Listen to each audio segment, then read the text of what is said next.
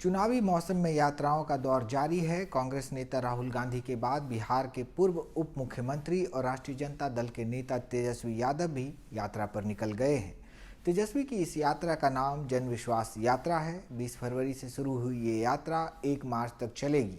अब सवाल ये है कि तेजस्वी यादव की जन विश्वास यात्रा के क्या मायने हैं, आरजेडी को लोकसभा चुनाव में इससे कितना फायदा होगा, पार्टी आखिर इस यात्रा से क्या साधना चाहती है। तेजस्वी की यात्रा के नाम से ही इसका मकसद साफ है। महागठबंधन सरकार गिरने के बाद से तेजस्वी एक बार फिर जनता के बीच जाकर विश्वास कायम करने की कोशिश में जुटे हैं। राजनीतिक जानकारों की माने तो इस यात्रा के दौरान 17 महीने की महागठबंधन सरकार की उपलब्धियों को गिनवाया जा रहा है। इसमें सबसे अहम है रोजगार। महागठबंधन सरकार में लाखों शिक्षकों की भर्ती हुई। तेजस्वी लगातार इसका क्रेडिट लेने में जुटे हैं। वहीं नीतीश कुमार कह रहे हैं कि ये सारे काम उन्होंने करवाए हैं। क्विंट हिंदी से बातचीत में वरिष्ठ पत्रकार रवि उपाध्याय कहते हैं, तेजस्वी यादव की यात्रा नीतीश कुमार और एनडीए को एक्सपोज करने के लिए है। वो कह रहे हैं कि नीतीश कुमार के पास न विजन है और ना ही रीजन। विजन और रीजन की बात को समझाते हुए रवि उपाध्याय कहते हैं, विजन का मतलब नौकरी से है। तेजस्वी यादव का कहना है कि महागठबंधन सरकार में जो भी नौकरियां दी गईं वो उनका विजन था।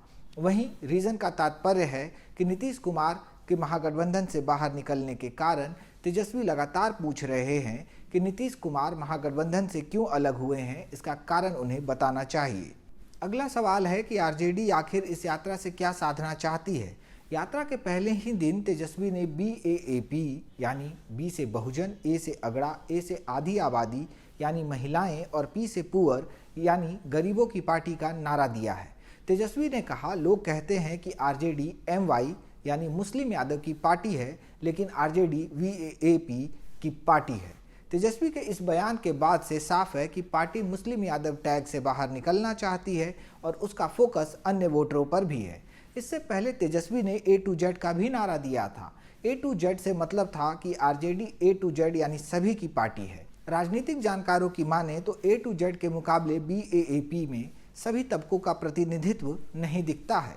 हालांकि इसे मतदाताओं के ध्रुवीकरण के रूप में देखा जा रहा है। जानकार बताते हैं कि ऐसे नारों का बहुत असर नहीं होता है।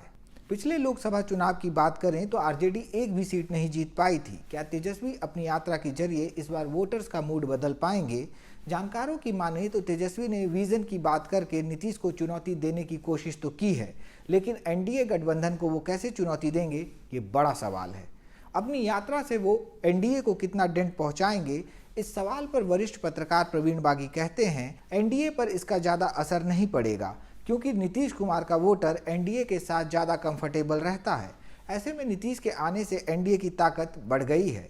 इसके साथ ही वो कहते हैं, नीतीश कुमार जब महागठबंधन के साथ थे तो वो उनका सपोर्ट बढ़ गया था, कुछ एनडीए की तरफ चला गया था और कुछ आरजेडी की तरफ। अब नीतीश के वापस आने से एनडीए को फायदा होगा। नीतीश कुमार को बिहार में ड्राइविंग फोर्स माना जाता है। लोकसभा चुनाव से ठीक पहले उनका एनडीए में जाना महागठबंधन और आरजेडी के लिए बड़ा झटका था। लोकसभा चुनाव में तेजस्वी यादव का अब मुकाबला जिन पार्टियों से है, पिछले चुनाव में उनके आंकड़े काफी मजबूत रहे हैं। 2019 लोकसभा चुनाव में जेडीयू ने 17 सीटों पर उम्मीदवार उतारे थे और पार्टी को 16 सीटों पर जीत मिली थी।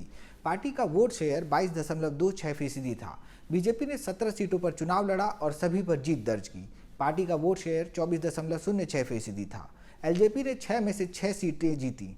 एलजेपी का वोट शेयर 8.02% था। वहीं दूसरी तरफ 2019 लोकसभा चुनाव में आरजेडी ने 19 सीटों पर उम्मीदवार उतारे थे, लेकिन एक भी सीट जीत नहीं पाई थी। पार्टी का वोट शेयर 15.68% था। कांग्रेस को 9 सीटों में से सिर्फ 1 पर जीत मिली। वोट शेयर 7.85% ही रहा। वहीं वाम दलों का भी खाता नहीं खुला। अब देखना होगा कि इस साल होने वाले लोकसभा चुनाव में तेजस्वी और उनकी पार्टी आरजेडी जनता का कितना विश्वास जीत पाती है। देश दुनिया की तमाम खबरों के लिए जुड़े रहिए क्विंट हिंदी के साथ।